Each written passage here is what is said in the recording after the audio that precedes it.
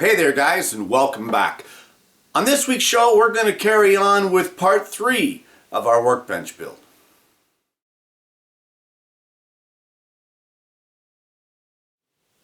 Well, this week's show marks part 3 of the workbench build, and today we're going to get started on the actual top of the bench. And I apologize for the long video last week, but if you're following along and you know, making your own, there's a lot of information there. I just hate to leave any of it out for you.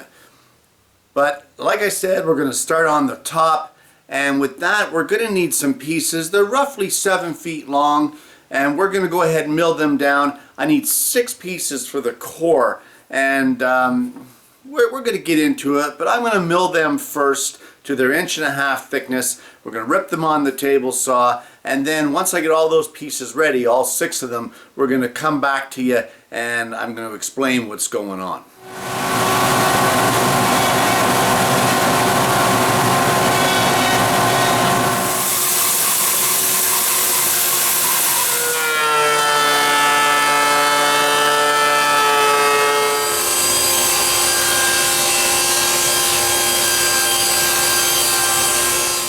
Well, after all that, and believe you me, it took a lot longer than what I thought it was going to. I've got our 6 pieces cut for the top core. Now, in one of these pieces now, I need to take this over to the table saw and run a 3/4 dado along the length of it, about 19 inches in, 17, 19 inches. What this is for is it's going to give us some wiggle room, and it's going to give us some space to install the tail vise hardware. So a 3/4 dado, 5/16 of an inch deep, right down along one face of one of these boards, 1/2 inch down from the top. So I'm going to go ahead and cut that, and then I'll be back. And there we have the dado cut 1/2 inch down. And this is the front piece here that goes at the front of the bench, and then the hardware for the tail vise will actually sit in here. It kind of overlaps a little. It's hard to explain without going through the prints, but either way, the dado was cut. And now what I'd like to do is this whole top has to be laminated together, but I'm going to be drilling some holes for some dowels to put in, just to keep it from shifting too much. I don't want a lot of dowels, just a couple, like maybe one in each end, and then that will help me with the alignment when it comes to gluing it up. So now, just to give me some assistance in the glue up to keep it from shifting a little, what I'm going to do is, while it's clamped up, I'm going to drill a 5/16 inch hole right through this entire thing in the waist area, and basically once I'm gluing it up, I'm going to drive a 5/16 dowel through it to help hold it all together, and that should help it from shifting.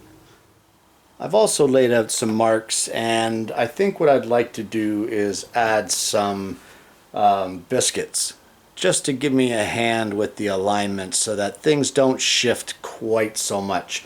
So I'm going to go ahead and cut all the slots for the biscuits, and then we're going to get this glue up on the go. And with that, the glue up is done. Get yourself a helper if you're doing this. I had a helper, and it was still running around like chickens with their heads cut off, trying to get everything together before glue started to set. A better idea probably would have been some maybe Type-On 3 that has a longer working time, but I didn't really have enough to glue all of this together. So anyway, what's done is done, so everything looks good. We're just going to let this set up for maybe a half an hour to an hour. Then I'm going to remove some of the top clamps and go around with a scraper and just take some of this squeeze out off. I really don't want this drying up hard like we had on the other ones, because this is going to be the top of the bench. So I'd at least like to get that top cleaned up while the glue is still a little pliable and still a little workable. One thing I forgot to add, if some of you have a wife or somebody who asks you, geez, how many clamps does one guy need?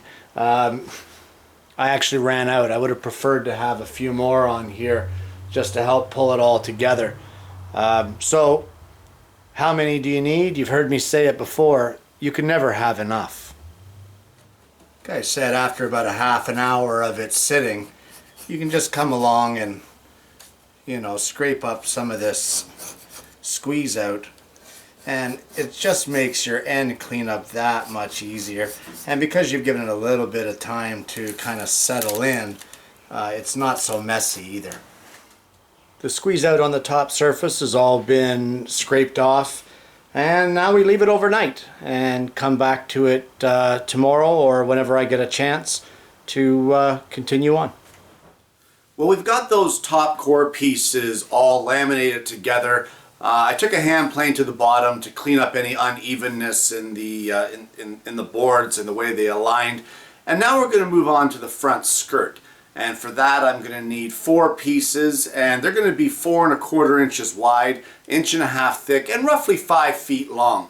So I'm going to go ahead and do all that milling, and then we're going to come back and get into things like drilling the bench dog holes, etc., etc.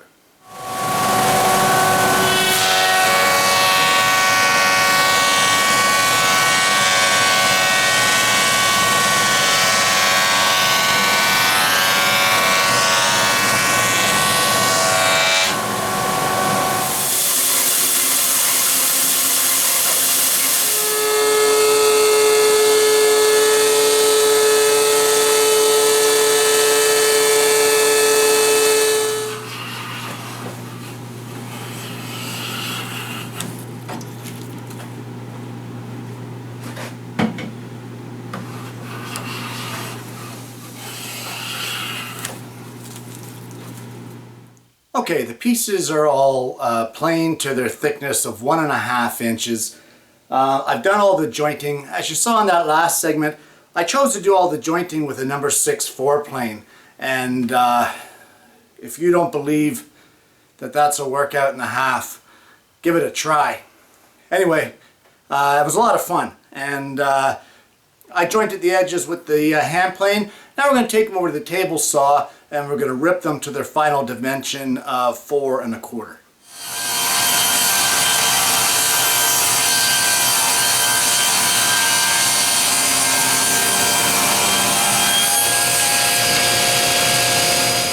Well, I've got all 4 of my skirt pieces cut to their size, 4 1/4 inches wide, and I've arranged them the way that I want, paying attention to the grain. If you're going to follow along, you can check the print as far as how that goes. But now it's time to go ahead and mark out the holes for my bench dogs. So I'm going to be starting at the other end.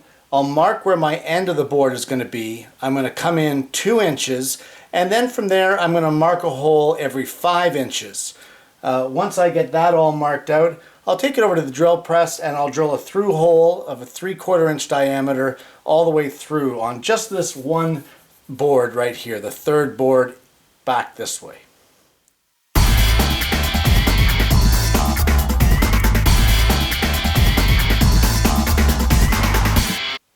Now, one thing you want to pay attention to when you're marking these holes is that these 2 holes right here, so the 2nd and 3rd one in, those don't get drilled. Reason being, this is the section where our front vise is going to be, and we don't want the holes drilled through there. So those ones will get eliminated. But now we'll go ahead and give all of these a center punch, and then we're going to take them over to the drill press and drill them with a 3/4 Forstner bit.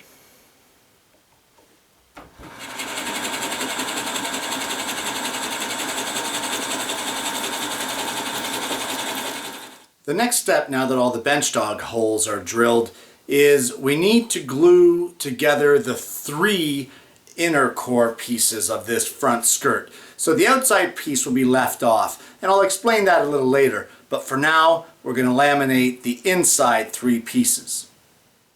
And with that, the inside 3 pieces are laminated together. You can see the bench dog holes in this outer one here. And for now, there's nothing really more for me to do than to wait for this glue to set up. So just like before, I'll give it a half an hour or so, and then I'll come by, scrape off that squeeze out just to make cleanup a little bit easier. But then I'll clamp her back up and wait until tomorrow, where I'll come back in for the final cleanup and carry on. Well, we're back and the glue is all set up and dried, and now the process begins to unclamp it and just clean up some of the squeeze out on the whole assembly. And for that, I'm just going to use a hand plane.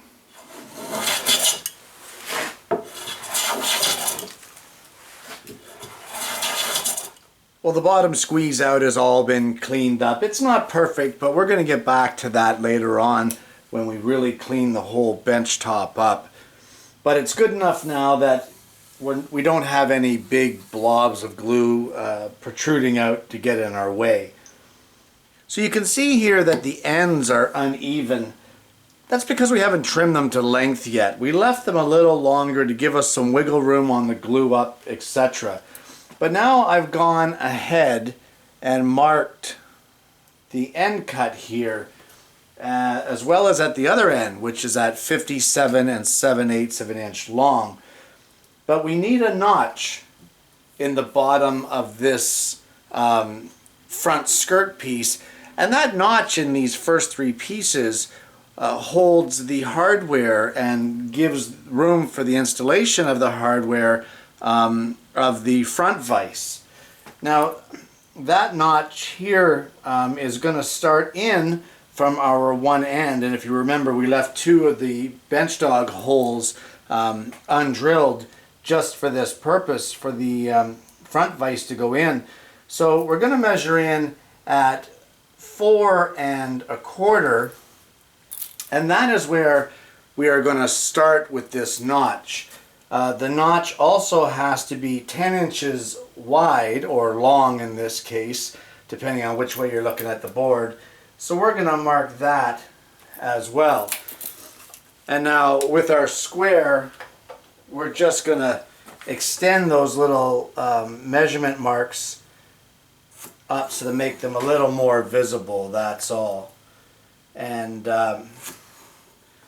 this particular notch for our vise is actually going to be 2 1/8 inches deep. So I'm going to get my Incra rule and I'm going to mark that at 2 1/8 across there. And then I'm going to go through, if you remember our drilling episode, we're going to measure this twice and we're going to make sure that we only have to cut it once.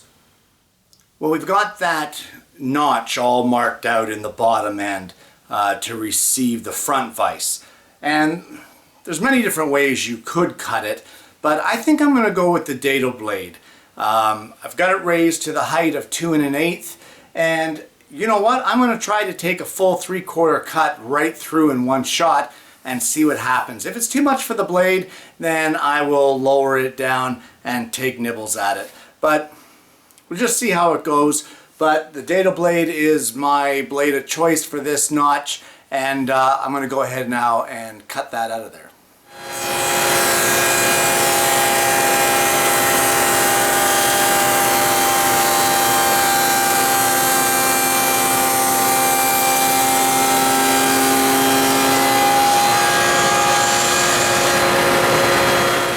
Okay, so the dado blade took that no problem. So I'm going to go ahead now and keep moving it across, nibbling at it until I get my full 10-inch long notch cut out of there. And I hope you notice there that I'm not even doing something so foolish as to try to hold this myself. Freed up my hands by using a large quick grip to hold it to my miter fence. So you might want to do the same if you choose the dado blade to cut this notch. I'm going to go ahead and do that, and then once I get that notch cut, we're going to come back and move right along. Well, we've got the notch cut in the bottom of our front skirt, and I just ran the block plane over it just lightly. Nothing heavy on the shavings. I don't want to change the dimensions of this, so just light, just skimming it just to clean it up a touch. And now that we got that done, we got to flip this thing over, and what we want to do is that fourth skirt piece that we milled in the last segment, which is right here, this now is going to get glued in place on the front of our whole assembly. And we're going to glue that together, clamp it all in, and then once again we play the waiting game. And the glue up now sits and cures. We've done the top scrape off of the squeeze out just to clean it up a little bit, and we'll wait until tomorrow. And this is basically the end of the front skirt. So tomorrow we'll come back and carry on. It's a long process, boys. And just like every other glue up we've done, I've unclamped it and I've taken a hand plane and just smoothed out some of the squeeze out that has come out on the bottom end, etc., etc. You've heard it before. But now we need to take it over to the table saw, and we're going to cut both this front skirt piece and our top core to its final dimension length. We've got both our bench pieces cut to length, both the front skirt here and the top core here. And what I've done is I've disassembled the front vise, and I've just placed it in this notch that we cut. And the manufacturers of this particular vise were nice enough to provide me with a template in order to mark the holes for both my guide rods and my screw center here. So I'm going to go ahead on the front, and just with an awl, I'm just going to line up this template with the center line, and once I get it lined up, I'm just going to go ahead and center punch these holes for all of these parts, just so that I know where I'm going to be drilling.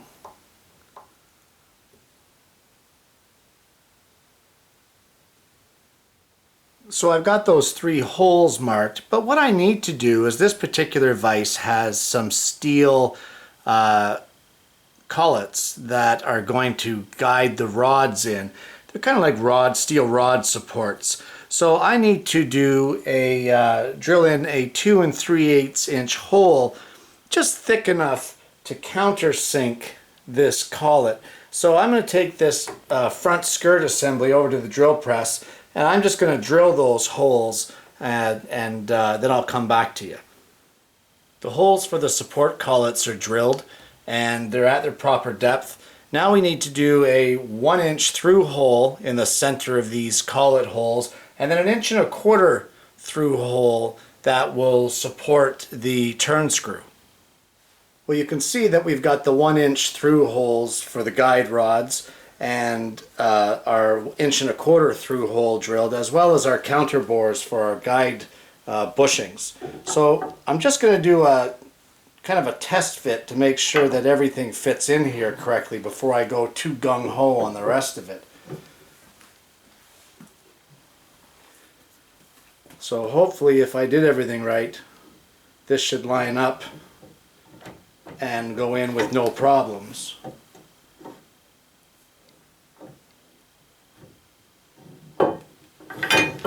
And the holes line up nicely. Alright, and now we can just move on with that, and we're going to dry fit the front skirt to the top core. Well, we ran into a couple of unexpected problems, and I'm not sure what happened, if the template was out or if the template is meant for a different type of installation, but bottom line is this particular hardware didn't fit into the dado. So you can see here that I've had to use a Forstner bit and drill down and then chisel the sides to get the side tabs to be able to fit. Once I checked that and everything lined up great, as you saw in the last segment, everything lined up fantastically in the front, but unfortunately something went awry and we are actually out by 1/2 inch on the height of this particular hardware. So our dado needs to be another 1/2 inch deep. And I kind of toyed with how I'm going to do that. And what I'm going to do it with is a laminate or a trim router rather, with a flush cut bit here. And I've got it set for a 1/2 inch depth. I'm going to run it through the inside of here, and then I'll finish it off with a chisel just to level it out and get it down to the height that we actually need it. So I'm going to go ahead and do that, and well, again, not every project goes as perfectly as planned. So here I go. I'm going to route this another 1/2 inch deeper. Well, truth be told, the router didn't work very well, so I ended up using a Forstner bit to nibble away at the majority of the material, and then I used a chisel to level it all out. Kind of a pain in the neck, but hey, well, what can I say? It worked, right? So we'll just do another dry fit here, and we'll just make sure that everything goes in the way that it's supposed to. These rods are a little bit of a tight fit at first till you get them going, and then once you get them started, they go quite nicely. So that's a little better. That's the way she should have worked in the first place, but unfortunately it didn't. So now we got these collets that go in here just like that, and once this is all screwed together and held into place, we can see where this is going to work quite nicely to be the front vise of the bench. Now that the screw-ups have been repaired, like I said, not every build can go perfectly. There we go. You can see that's threading in there quite nicely, and now that we have this all together like this, I guess it's time for us to move on. Well, now that we've got the vise all set up and what have you, I've removed it out of the front skirt, and now what we need to do is we need to laminate our top core to our front skirt. And to help me with some of the alignment, I'm going to install some biscuits in here. So I've got my biscuit joiner here. I'm going to cut some slots.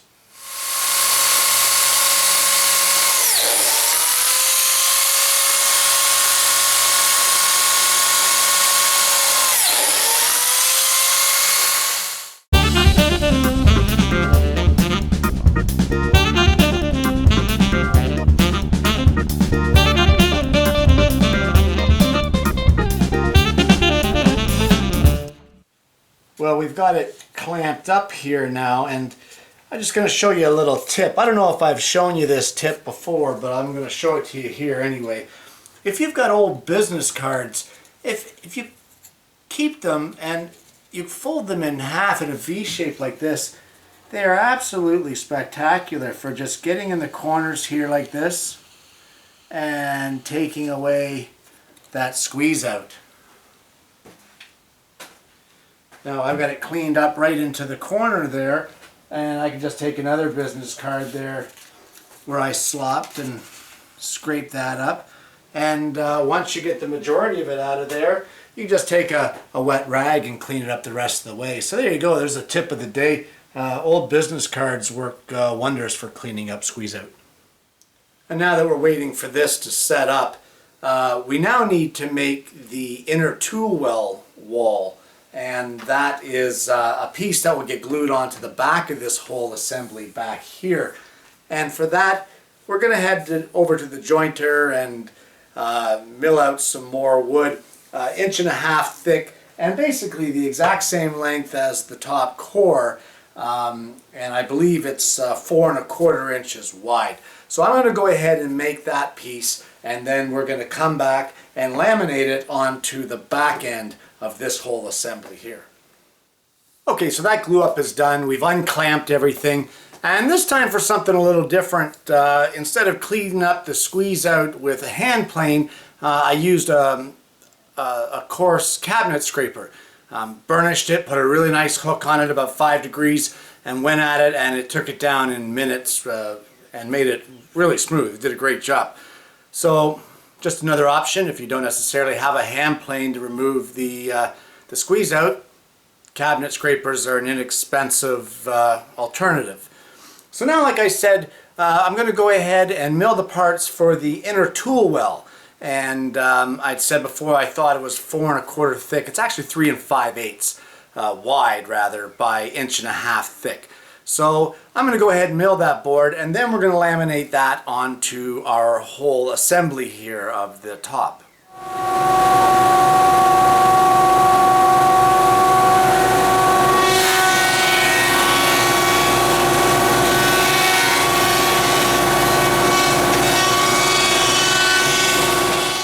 Well, my jointer planer blew a belt. So, not to be discouraged, and I guess in the spirit of combination of hand and power, we're doing this one old school. So, I'll go ahead and flatten this, and then we're going to resaw it and just hope that the belt on my bandsaw doesn't go. Well, the inner tool well piece is cut, and now all we need to do is glue it into place. So just like before, I'm going to dry clamp it so that it's sitting flush where it's supposed to be, and then I'm going to mark some lines across it. We're going to run some biscuit joints in it to help me with the alignment, and I'm going to glue this up.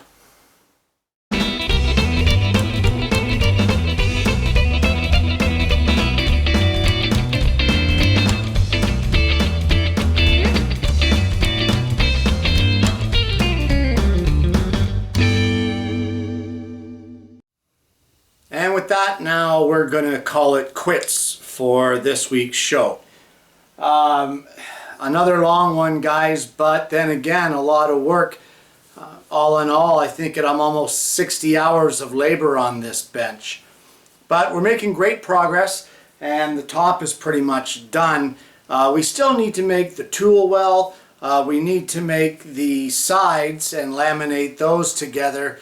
There's some dovetailing that has to be done here, and not to mention the assembly and the construction and the installation of the tail vise. So guys, I hope you're going to join me again next week, and I'm going to see you then with yet another woodworking video.